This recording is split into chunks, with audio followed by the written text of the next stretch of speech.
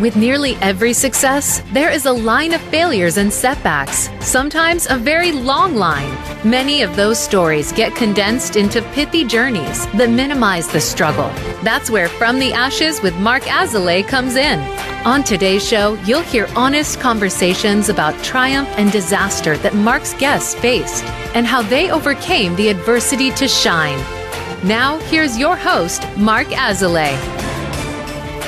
Welcome to From the Ashes. I'm your host, Mark Azalea, and I'm here with Jordan Bellman. So I first met Jordan in Israel. We did Birthright in like the ultimate procrastinators trip. We did Birthright for adults, Birthright for grown-ups. Yeah, for like, you just forget that it happens. I think I got like a Facebook ad that they're like, oh, by the way, the age is 32. And I was like, oh, better get on that. They recently extended the trip. And what I remember the most from that trip about our relationship is that I acted as your crutch, both physically and maybe even emotionally throughout the entire trip. Yes, yeah, I had broken my toe, my pinky toe, right before we left, and we signed up for like the outdoor adventure, like the hiking trip. But I didn't want to, not go. So of course, fortunately, Mark was there to carry me. Literally across a waterfall one time. I have photo documentation to prove it. It was very heroic, much like your theme music.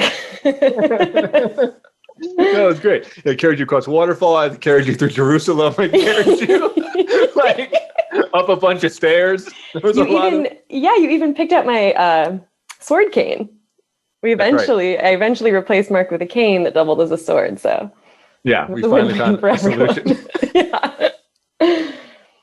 So you're here today talking about imposter syndrome. So tell us a little bit about that. What's that been like for you? Yeah, well, I mean, I think it's pretty light imposter syndrome. I'm pretty sure real imposter syndrome is like, you're a therapist. Tell everybody what real imposter syndrome is. Are you saying that you're an imposter of imposter syndrome? You're like, I don't even have this. Oh my God, what am I? I can't even be an imposter, right? No, but like real imposter syndrome is like you don't recognize yourself, right? It's like you don't. Okay, maybe not. I'll just tell you about my imposter syndrome. Yeah, I mean, maybe there's like body dysmorphia or some kinds of psychosis, but yeah, definitely. I mean, I will open with saying that I definitely have imposter syndrome about coming on your podcast and talking about imposter syndrome, and I'll tell your listeners. By the way, do you have like a name for your listeners, like your Deadheads or your Little Hiltons? No, we don't have like a groupie name. You haven't started the cult yet. We haven't started the cult yet. They don't even know. No, okay, that's not. This is just the pipeline for the cult. We're not there yet. Gotcha. Your workshop group. Yeah, exactly. Intensive retreats. Yeah. No, Mark was like, you should come on this podcast. And I was like, oh, like, that'd be great. It'll be so fun. Just me and Mark talking shit. And then Mark was like, by the way, a lot of people listen to this podcast. It's like a real podcast. And I was like, what? Mark's like, I have a real career and a real following. And I was like, oh my God, no way. And I checked it out and you were right.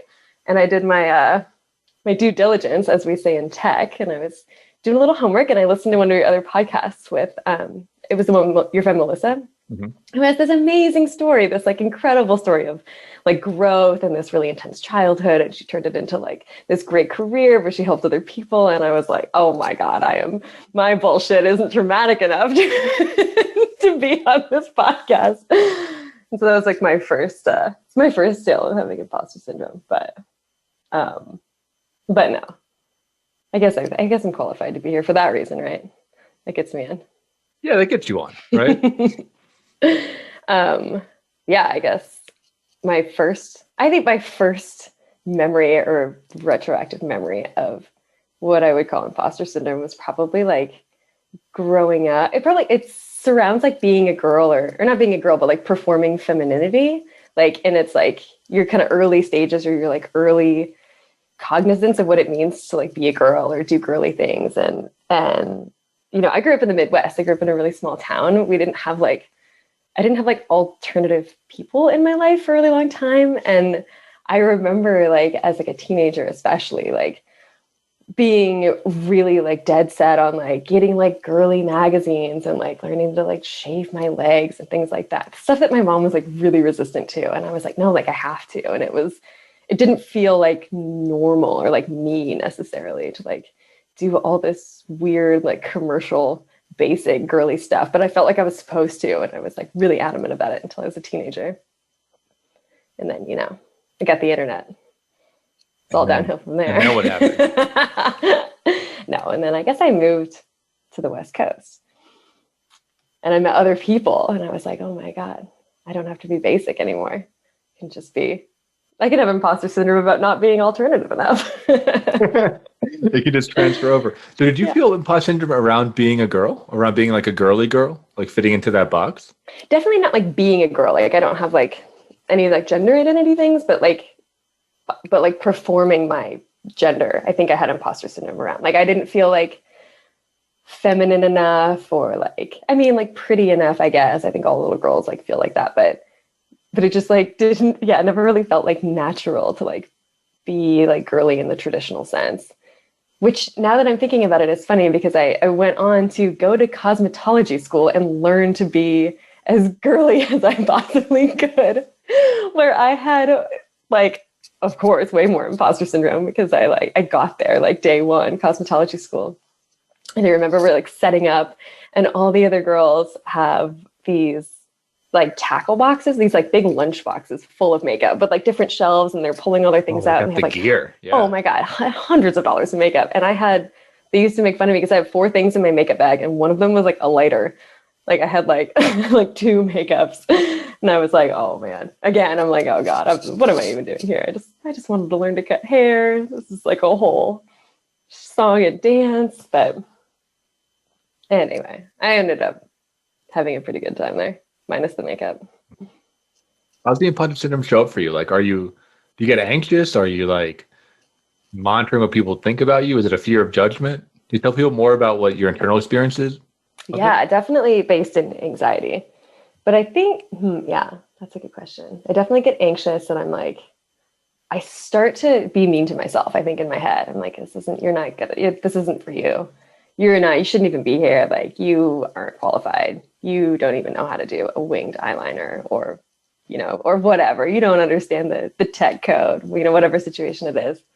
But I do think I mask it pretty well by like pretending that everything is fine, or like pretending that I'm confident in it, which I think is how I've, been fairly successful in like whatever job I kind of throw myself into.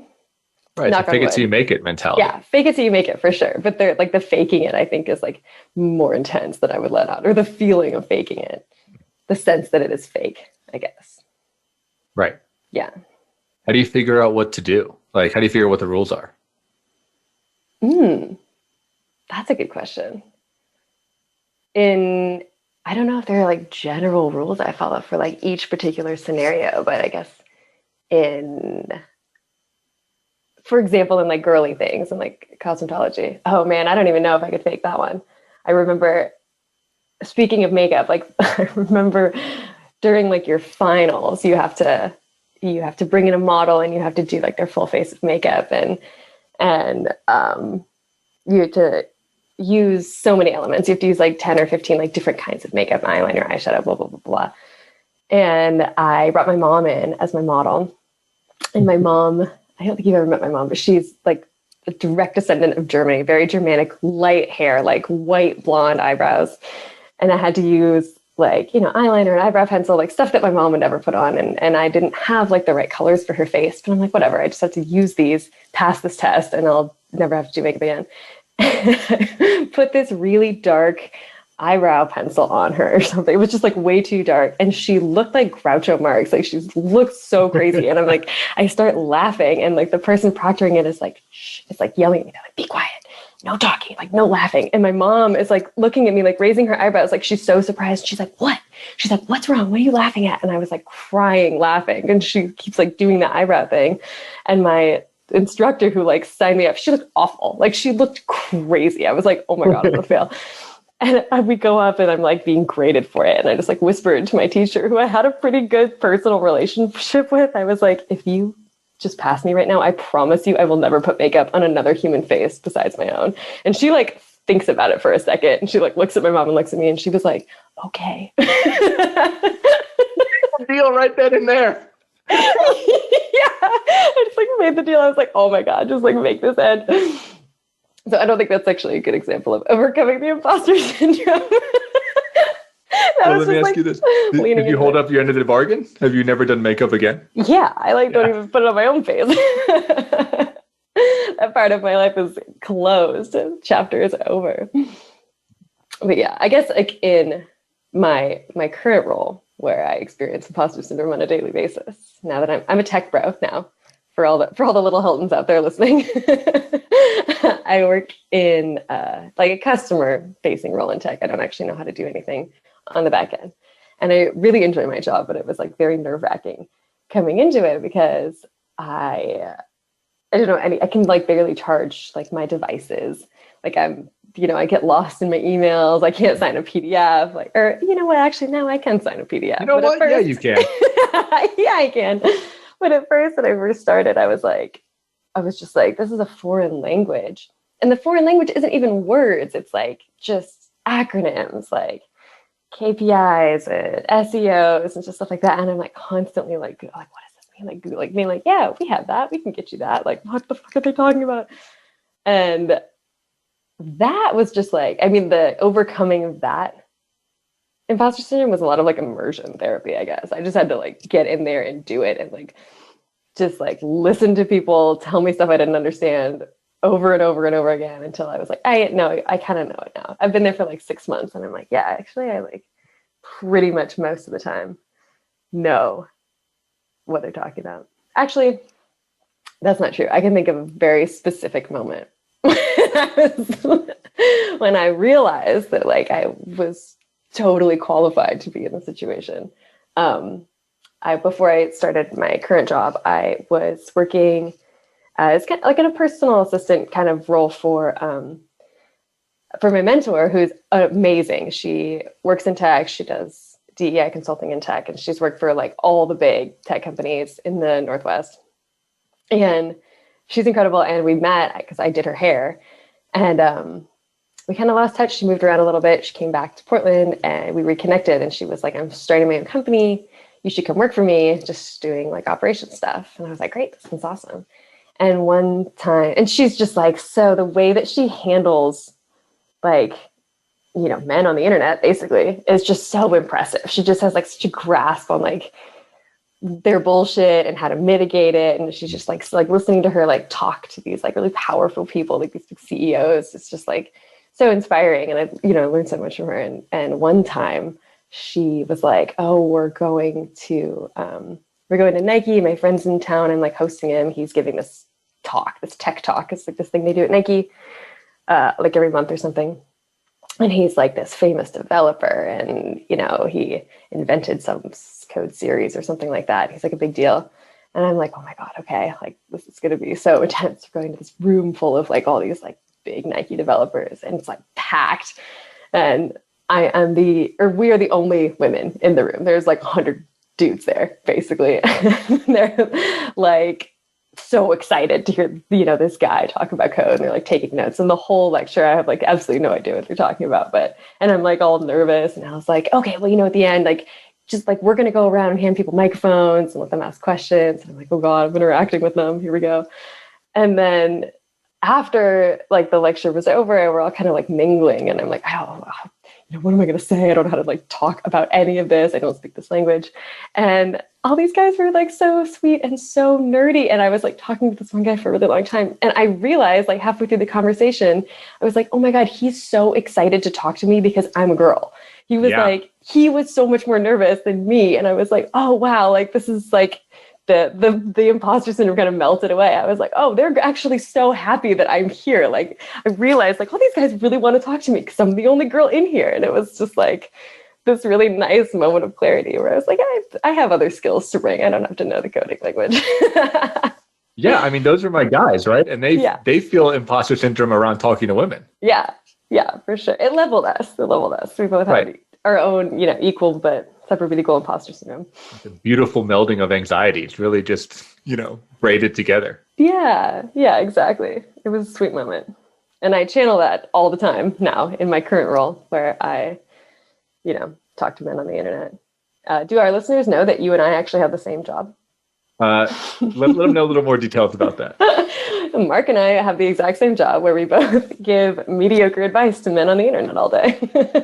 About right. It's about right. Mine is with a smile. Yeah. Mine's a little more technical. Mine's probably a little bit more mediocre. I think Mark's is maybe a little bit more sound. Debatable. Debatable. I kind of just like say the same thing they're saying to me, and I say it back again, and use like a little bit bigger words. Oh yeah, okay. Do it with me. Like what I just said. Reflect my story back to me in bigger words. Right. I'd just be talking about, how you came in feeling anxious. Maybe there was an abandonment fear or like a betrayal wound in there. And over time, through perseverance and resilience and really focusing on what you have to value yourself, you came through and you had the ally there of your friend and your mentor. And I just, it's just really incredible that you were able to overcome your fear and really, really build courage and take that with you moving forward into the future. And these are the things that move the needle of imposter syndrome. So bravo for you of really being brave, really being a incredible healer. You're really making a difference out there. Yeah, a lot of that. Well, that was a beautiful assessment. Your listeners can't see me just doing the jerk off motion in the background over here. No, thank you. I really appreciate the extra boost of confidence. You got to have it. There's that people love that. So I don't think I've had imposter syndrome. I have like the opposite problem. I think I have like a disrespect for almost everybody, and I can fall more into grandiosity. I think when I feel like I don't belong, I'm like, oh, I'm just like better than this group, which comes with its own kind of suite of problems. But like I go in the other direction, Interesting. Yeah. I mean, I have some follow-up questions about that, but I'm actually recalling the moment when we first met, which we can get into in a sec. But yeah, I would love to go over my first impressions of you after. I would love to hear that. We have some time for that. What are the first impressions? Showing up at the airport with a bunch of a bag full of jerky? Yeah, actually. Well, because we had, we were in New York and we'd gotten there a couple days early and it was like Labor Day weekend. I was staying with friends I hadn't seen in a while and we just like raged all weekend. Like me and my friend partied super hard and we get to the airport to get on this long flight. And I'm like, oh, I can't wait to just like take my Xanax and take a nap. And Mark's there on like 11. We're like hyped. We're gonna do like 30-year-olds getting these like name tags, like major camp counselor vibes. And I was like, oh my God, I don't know about this guy. But then you had this whole bag of meat snacks. You kind of redeemed yourself. And then full circle, on the way back, we were friends and we were like switching seats to sit with each other. I was ready to live on 10 with you. That's right. See, food works. Food and aggressive humor works. For some people. It doesn't work for everybody, which I'm learning out there in the dating world. But, works for some people. For sure. We'll get into that in our second segment. So as we're wrapping up our first segment here, if you're enjoying the podcast, please check us out on social media. Check us out on the Voice America Empowerment channel. It's Mark M. Asley at everything. We'd love to hear from you. We'd love to hear any feedback you have about the show. Like us, 5 stars, review us, all those good things. It really helps as we're getting this podcast off the ground. So stay tuned and we'll catch you on the other side of the commercial break.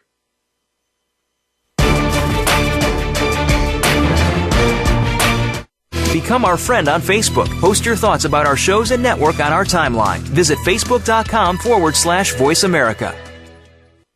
In Mark's work with high performers and business owners, it is becoming increasingly clear to him that their biggest obstacle to success is themselves. They are the experts in their field, but are dragged down by their anxiety, poor time management, inability to focus, or self-sabotage. His role is to help you overcome these emotional and organizational issues so that you can truly excel in your business and your personal life. One of the most common hurdles that he sees is perfectionism, a crippling anxiety around performance. It's a fear of not being good enough, being publicly embarrassed, or of disappointing others. These fears paralyze brilliant people and bring them to their knees. This course will help you to break free from this mental prison and have more agency in your world.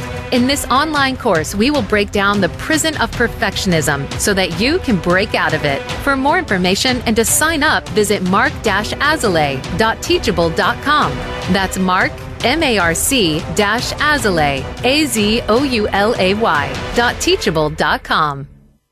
Where can you listen to some of the world's top life coaches ready to dish out success tips and entrepreneurial guidance? The Voice America Empowerment Channel will do just that. Whether it's personal growth, building a better business, or inspirational life stories, make it a daily habit to tune into our programs. From weight loss and personal branding to law of attraction and increased happiness, you'll find it every day at voiceamericaempowerment.com.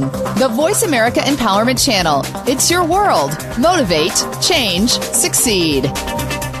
Our thoughts and feelings not only affect our own lives, but the lives of everyone around us. Find new meanings of love, authentic expressions, and better connections with the people in your life. Tune in to Love Light with Dr. Jean Marie Farish. This program will feature guests and discuss ideas that will bring a better life to you. When you find this perspective on love, it will change everything.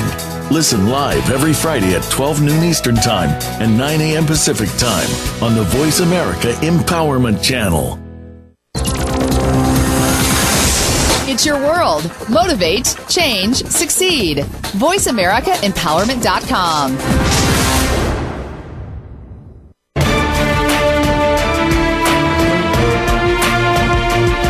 You are listening to From the Ashes with Mark Azoulay. To reach the show today, please call 1-888-346-9141.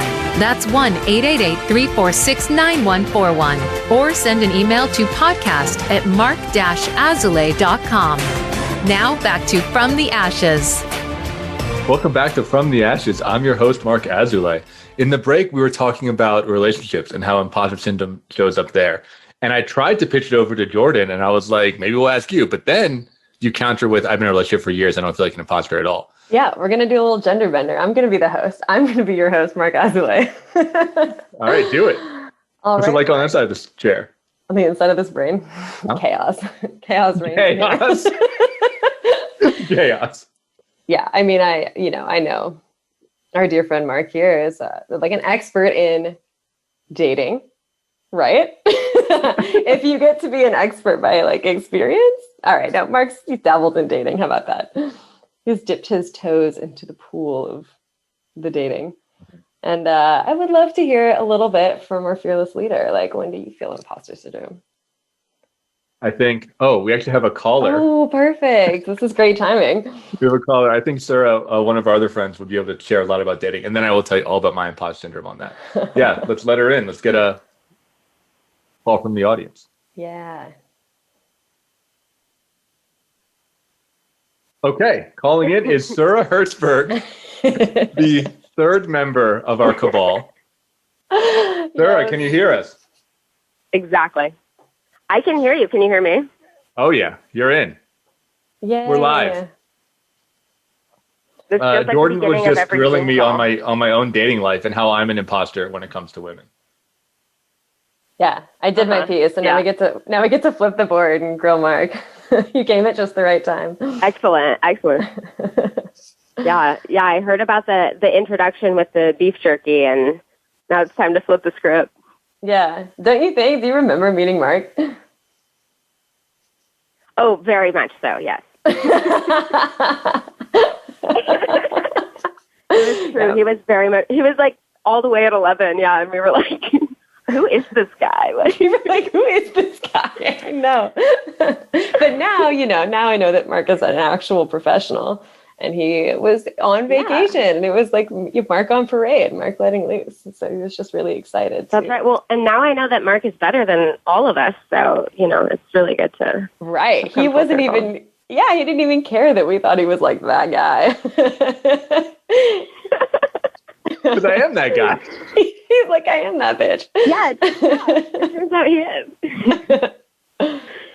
In all its glory. Okay, so I really want to hear about this dating, this Wednesday, because you blew us off for it. So I know. True. Well, so okay. I think the imposter syndrome for me comes up because, look, as the two of you are pointing out so eloquently on live radio, I'm an acquired taste. That'd be one way to put it. And the other way is like sometimes kind of hard to be around. But It's not like, okay, so we get a little vulnerable here on air. I think I have different levels of imposter syndrome when it comes to a relationship.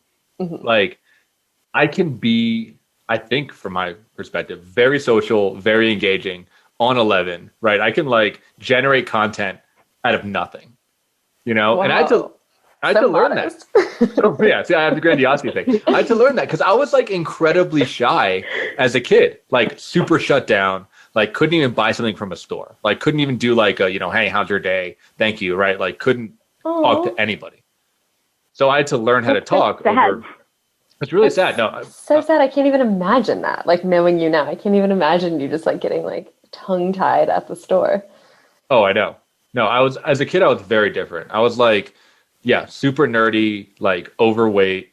Well, still a little overweight, but you know, COVID. But, no, you're power hot. Don't. You guys can't see him, but Mark is looking great. Yeah. His oranges are really working out. The real tickets to the gun show or whatever going on over here. That's right. No, I was just really shut down. I was really like afraid of the world, like just a lot of fear, right? Mm-hmm. And I would like spend a lot of time playing video games or reading books or really just like dissociating, like numbing out. And I had to learn how to talk. You know, like a lot through therapy, a lot through being social, a lot through a lot of great friends in my life that, you know, kind of pulled me out of my shell through some relationships. And I had to learn how to engage in the world because the hard truth that I learned was that the world doesn't reward introverts, really. Like the thing, right? Like the thing that matters, at least, you know, less and less now, but the thing that I learned matters is like networking, like charisma, personality. Like that's what gets you in the doors. Did the two of you experience that? Did you have to learn that truth too? Go ahead. Well, I think, I mean, I don't want to speak entirely for Jordan, but I think both of us are more extroverted than the average bear. And, you know, what gets us in the doors, as Jordan was saying earlier, is being a pretty girl. And we're so modest too. Look at us. Yeah. Look at us. So what do you think, Jordan? Yeah, I mean, I think that has a lot to do with it. And I think that, like, you know, growing up as a girl, like you don't like realize really, like it takes till you're like a teenager or a little bit older to like realize the way that you're perceived differently or like you are welcomed differently for once you go through like puberty or whatever, you like have like a hot phase or something like that, or like compared to some of your guy friends and, you know, weird things like that. I remember like my freshman year of college, I went to a frat party. I only went to one frat party and it was this one. And I remember being like, oh, like at one point, one of like the guys that came with was like, will you get me a beer? They won't give any boys any beers. And I was like, whoa. That was like a really like obvious kind of in your face, like example. But, you know, it like, I was like, this is a weird party. Like this is skeevy. But that kind of derailed. Yeah, I think being an extrovert is rewarding. And being hot also helps. Yeah, I guess so. Although I will say, like, unpopular opinion, I feel like introverts are like on trend right now, and I'm not that into it. Yeah, I think it's going to be over. Look, like we had a year. We had a year that like no one really liked. Yeah. That's true. You had your time to shine and it was like whack, like objectively a shit year.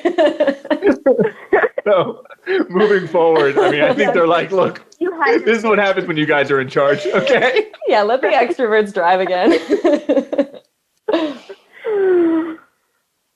But yeah, I think you have to like, figure out how to be charming and charm your way into. Well, there's something, I mean, it's kind of nice in some ways, Mark, because you're starting from zero, and so you get to like learn how to, you know, go full throttle versus like us extroverts, we have to like rein it in, you know. So I mean, I guess, but like, let me tell you, like zero sucks. You know, I'm not really. I would have liked to start at like 15 if I could, you know. When was like the first? You said you went to therapy as a kid, or you started going to therapy and you had a lot of support? Like, how old were you the first time you went to therapy? I started going to therapy in college after being like really suicidal a lot of the beginning of my life. And just being in therapy with somebody who cared, right? Like, I don't remember what this guy said, right? I mean, he was like an eco-psychologist, so he probably said a bunch of stuff about plants and animals, which, very relatable. Right? Like, he was cool though. I mean, in some ways he did like kind of save my life. Is he like, show me on the dinosaur how you feel? Exactly. Like, if you were a plant, what plant would you be? And I'm just like crying, right? Because you're like ashes. Nice. Oh, that works for you. Yeah, got it one day. Are we now, Dr. Byer? But anyway, so no, but what I remember from him is that he cared and that he listened. And I didn't really have that experience growing up. So I just cried. I mean, I literally cried for like the first 2 years in therapy, just like talking about myself and getting attention and like sharing my experience, which I felt like didn't really have a place in my family, and I didn't really share with my friends. So just being listened to helped me to talk in the beginning. Because I wasn't used to talking about myself at all. Like, I felt really, really uncomfortable just trying to fill an hour or, not even an hour, 15 minutes, right? 15 minutes of space was like really hard for me in the beginning. I was really shut down. Oh, poor little Mark. That's a sweet and but then you vulnerable blossomed story. into like a beautiful bush. A beautiful man-child. Exactly. Now I just fire hose people and they can't talk at all. Got him. Got him. Yeah, you got him. How about you, Hertz? Do you ever feel imposter syndrome, or are you in the narcissist train like Mark? Yeah, I feel like I flip-flop back and forth between the narcissist train and the imposter syndrome. But there's one of these books that we were reading in my class called in one of my psychology classes about this like God versus worm complex. And it's sort of like either like you see yourself as just like absolutely better than everybody, or you're just like the worst like worm and just like stepped upon. But having both of these dichotomies, like you're holding the other in reverence. And so actually like they have to coexist, like they're part of the same whole. So when you think of yourself as being this sort of like better than everyone, like godly creature, like you're actually, leaving space to having the worm complex also. So take that, both of you. Wow. Mic drop. That's cool. That's a nice little black and white theory. Binary theory. Yeah. Right? And I'm like, I love the gray area. I'm just going to try and exist right within there. Yeah. Live in the gray. I guess if they think about it, like I vacillate between like God complex and feeling like a fake, phony too. I guess everybody kind of does. Yeah. You have these moments being like, I'm not good enough to be here. And then like someone says something stupid and you're like, I'm way too good to be here. Specifically referring to being in cosmetology school. Yeah. Yeah, I definitely have that. Well, Oh, go ahead. I just wonder if people sometimes put themselves in positions where they, like the Peter principle, where you like get promoted to your level of incompetence. Like, I wonder if people put themselves in positions where they feel better than other people in order to, make themselves feel better. Mm-hmm. Or, the inverse, like to be putting yourself in a position where you're constantly striving. But that, inevitably leads to you feeling imposter syndrome or like you're worse than everyone else. I mean, for sure, right? Mark? I think that's true. I think it's like people try to repeat their childhood, right? And they're going to warp their reality to make that happen. I mean, what I've seen, in my life, in a lot of my clients' lives, is doubling down on strengths of like being like staying in your lane of like, I'm just going to be in the places where I feel powerful, where I feel confident, because I like those feelings. But then when we're asked to go out of it, it's very scary, right? So, for me, back to dating, I think, Sarah, I think we've talked about on our calls, like I can get, like when it comes to like real intimacy, like actually like holding each other tenderly on the couch or something, or when it comes to like slowing down, that I'm just like very, licking your gums really tenderly. Yeah, like licking gums. That's like a little bit too much for me. And my brain gets like short-circuited.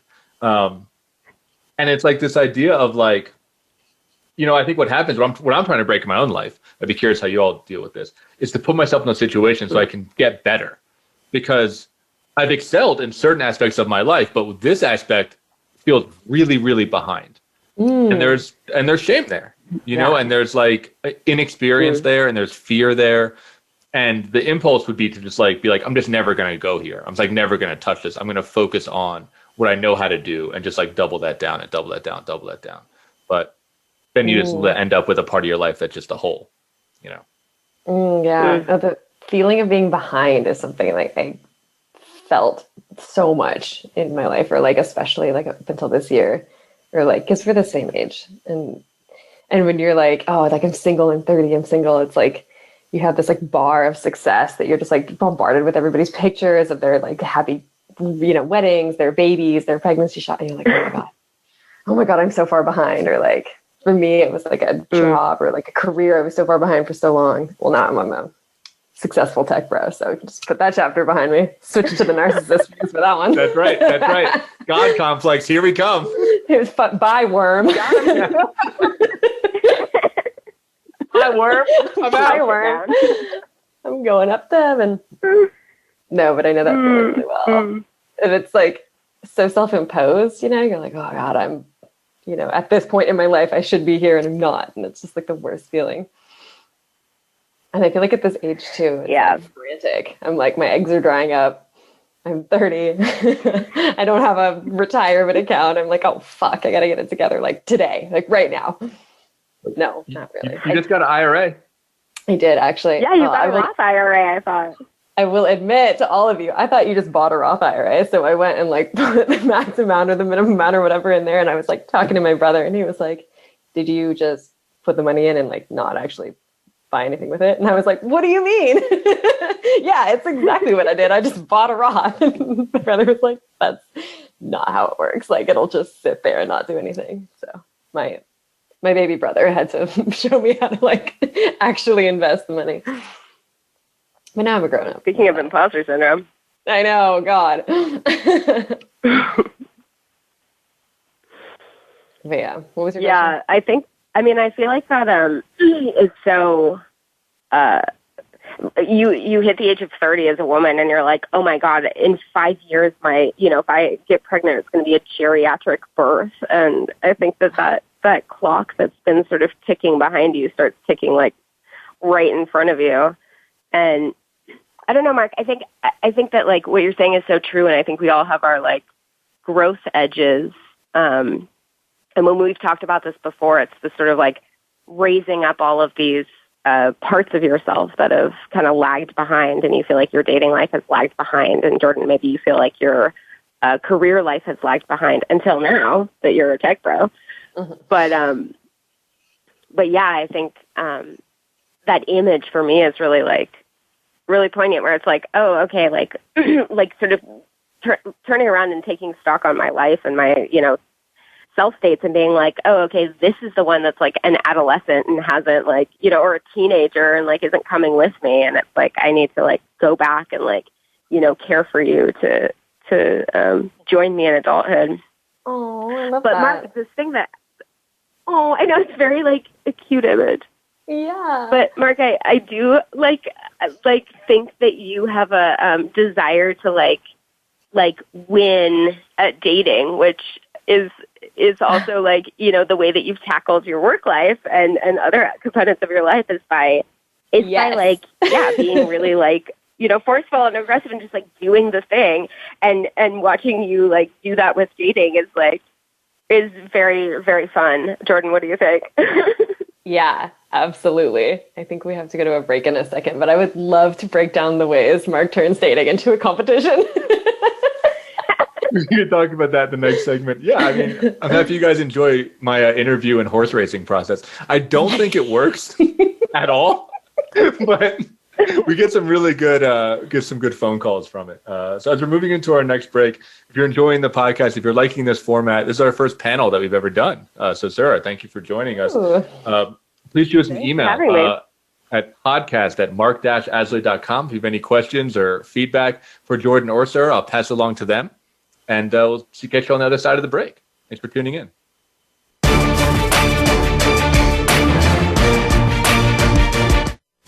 We're making it easier to listen to the Voice America Talk Radio Network live wherever you go on iPhone, BlackBerry, or Android. Download it from the Apple iTunes App Store, BlackBerry App World, or Android Market. In Mark's work with high performers and business owners, it is becoming increasingly clear to him that their biggest obstacle to success is themselves. They are the experts in their field, but are dragged down by their anxiety, poor time management, inability to focus, or self-sabotage. His role is to help you overcome these emotional and organizational issues so that you can truly excel in your business and your personal life. One of the most common hurdles that he sees is perfectionism, a crippling anxiety around performance. It's a fear of not being good enough, being publicly embarrassed, or of disappointing others. These fears paralyze brilliant people and bring them to their knees. This course will help you to break free from this mental prison and have more agency in your world. In this online course, we will break down the prison of perfectionism so that you can break out of it. For more information and to sign up, visit mark-azalea.teachable.com. That's Mark, MARC-Azalea, AZOULAY.teachable.com. For teens, by teens, and about teens. Tune into the uncensored and unedited discussions with young adults on Express Yourself. Every Sunday at 3 p.m. Pacific Time and 6 p.m. Eastern Time on the Voice America Empowerment Channel. Smart, tenacious teen hosts and reporters from around the country speak up and speak out. Express Yourself. Visit the website for the show to find out more at expressyourselfteenradio.com. And check out the show on the Voice America Empowerment Channel every Sunday. Are you ready to move to your next level? Listen for Empowering Women, Transforming Lives with host Rebecca Hall-Greider. Each show will focus on a central topic with discussion, guests, and your questions being featured. Our show is perfect for women who feel a call in their heart to step out in a bigger, more powerful way in their life and just need some encouragement, inspiration, and practical steps to support them on their journey. Empowering Women, Transforming Lives can be heard live every Thursday at 10 a.m. Pacific Time, 1 p.m. Eastern Time on the Voice America Empowerment Channel, with a replay of the show Sunday at 1 p.m. Pacific Time and 4 p.m. Eastern on the Voice America Variety Channel.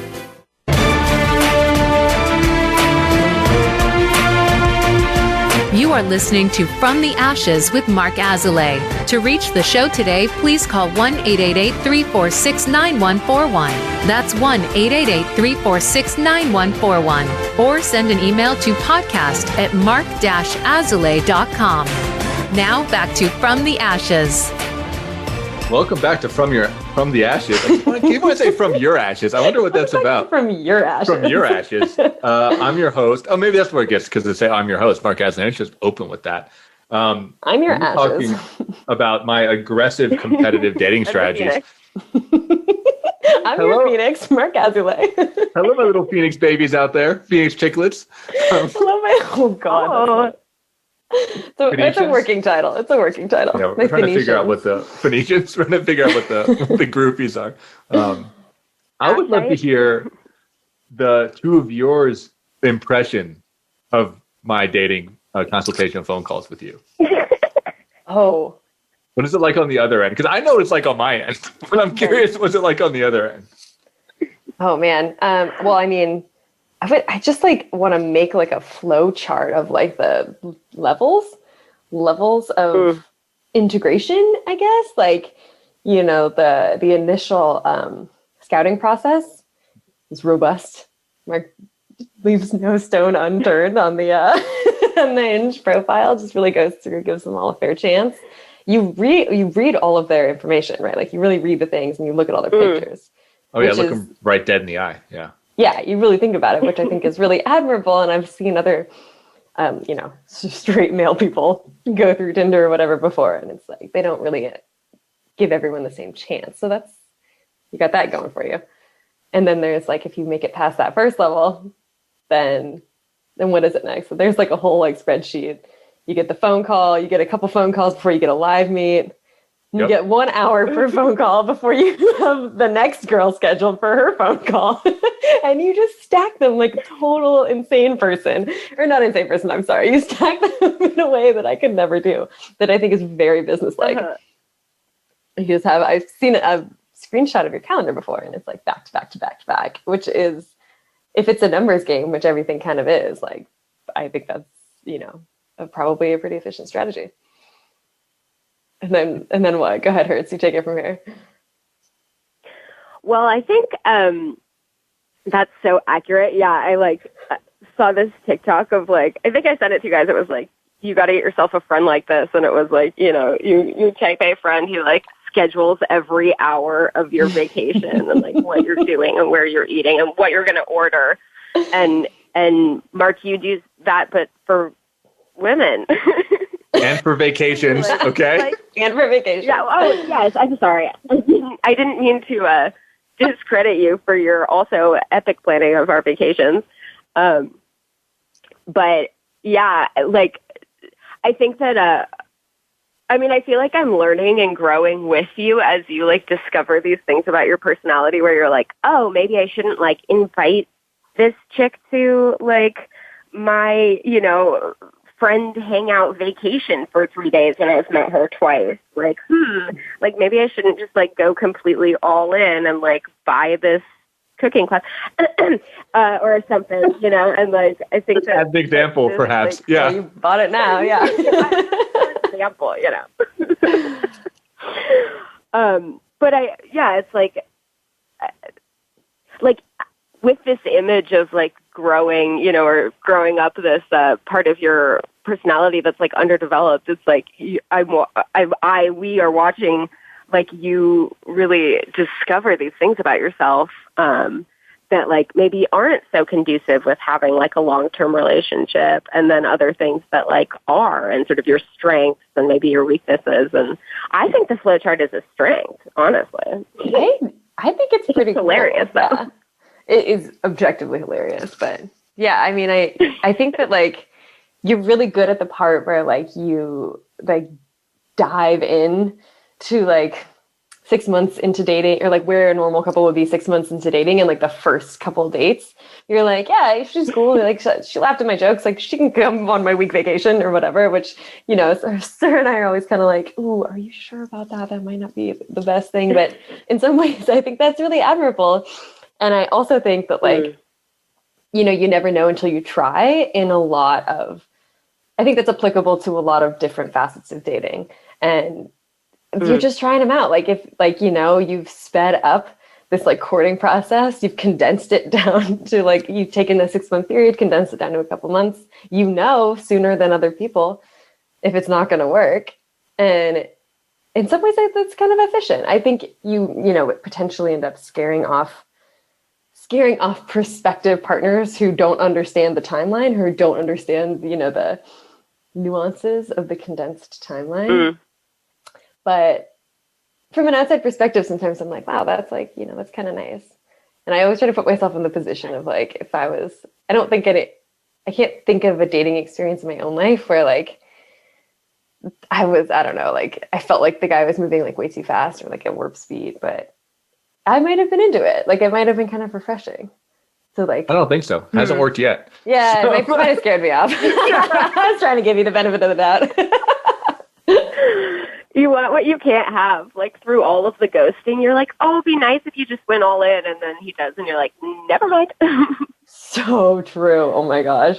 What is that? What is that facet of human nature from a therapist perspective? Wanting what you can't have.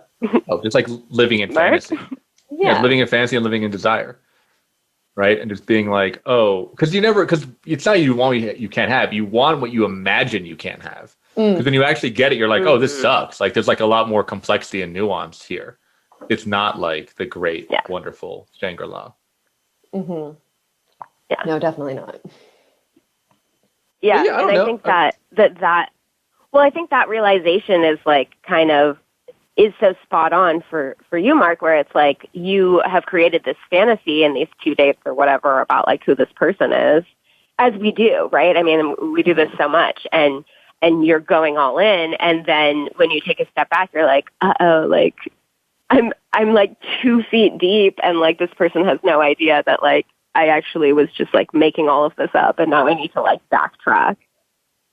Well, not necessarily making all of it up. You're genuine in your in your 2 feet of depth. Yeah, I mean, it's genuine. I think it's making up in that, like, yeah, I'm giving people the benefit of the doubt. I'm trying out the relationship. It's definitely faster than it should be, and I've gotten a little bit better at that, or at the very least, not taking the rejection so personally. Mm-hmm.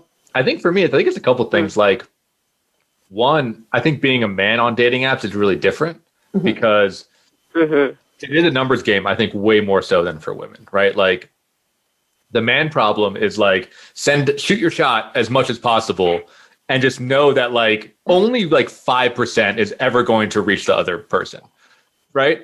And then the women is the opposite problem, because they are like, y'all are like overwhelmed with messages. So it's more about like, how do you find the gem in this like pile of garbage? It's like, it's this sorting problem. You should change the name of your podcast to The Man Problem. I really like that. Man Problem? Yeah. Analyze myself. Yeah, that's a nice ring to it. No, yeah, I guess. You don't think the gem in the pile of garbage is a good name for it? I'm the gem. So, there's like some of that as far as the efficiency goes. I think there's also, the more sensitive side of me really does want a long-term relationship and really does want a family and kids and the whole shebang. And then I think the other one is that like, yeah, I think it's like skipping to the end, which is not helpful. And I think also, what was I going to say? I think being sober also is like a big part in it, because I think alcohol or weed or whatever like smooths over a lot of interactions or makes like a lot of things like palatable. It's like, you can just hang out in your house, and if you're like both a little drunk, you don't really know each other because you're just kind of dazed. But like, me, I'm freaking intense, man. So when I'm just like staring at somebody with clean, sober eyes, I'm like collecting a lot of data. There's like nothing that's getting missed in this interaction. Oh, God. Yeah. And the two of you have been on the receiving end of that, of just like getting the full download of like what went on there. So I think I can it's like a lot of intensity. And I think being sober with someone who's not sober is a lot of intensity for people to like actually get that kind of attention. Yeah, I think that's fair. Yeah. But don't you think that like if you really liked someone, if you met someone that you like really were like genuinely excited about, that it would be easier to feel vulnerable with them? Because I feel like you like kind of throw yourself into like these, early dating scenarios. You're like, she'll do. And then you're like, I don't know why it's so hard to be vulnerable with this person who I kind of like. Yeah, no, that's a serious like glitch in the system for sure. Some faulty code right there. Yeah. We got to update that in our next iteration of our flowchart. Yeah. Put an editing feature on there. Well, I think also, I mean, the whole like element of dating apps is like that you aren't really meeting a person. You're meeting like some sort of, two-dimensional version of themselves that they've decided they want to put out there into the world. And I think that also serves as a real disservice. So it's like you aren't meeting someone in person and then going on a first date with them. You're like, you do a telephone call and you can get, a little like 2.5 dimensions of someone, but it's not really until you meet them in person. And at that point, you're already like in, somehow. Yeah, it's really weird to take someone who just like random, like no shared friends, no shared connections, like would not have met ever, and then be like, are you going to be the person that's going to be arguably the closest to me? Right? Like, let's skip all the circles of trust and bring you into the inner circle. Like, It's an unbelievable setup for failure. Yeah, and you just throw them right in there, like right into the deep end. Yeah, I know.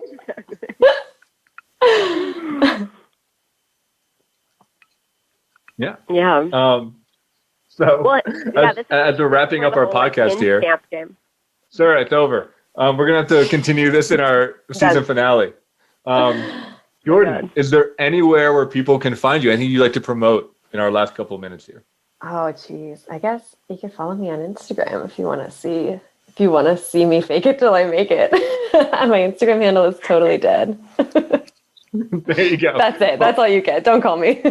Don't call her. Don't look at her website. Follow her at Totally Dead. Don't look at my toe. Thank you all for joining us on From the Ashes, our dating episode, Expose All Access Live. please like us on Facebook, like us on Instagram, like us on Twitter. Give us a 5-star review because we deserve it. It really helps with a fledgling podcast such as ours. Thank you so much for tuning in, and we'll catch you next week.